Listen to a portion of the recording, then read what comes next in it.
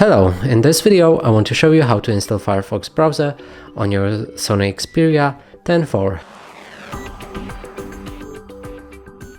So in order to do this, we'll need to open our Google Play Store. From here, begin a search for an app. Enter Firefox.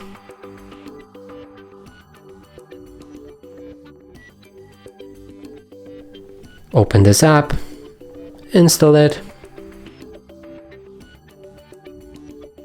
Now after installation process is complete, we'll be able to open the app.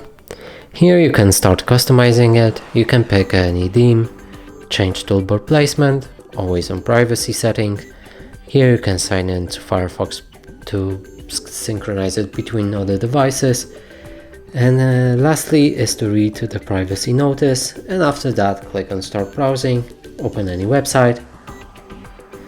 And right here, as you can see, the browser works perfectly. And that's it for this video. Hope you like it. Please consider subscribing to our channel, leave a like and a comment below.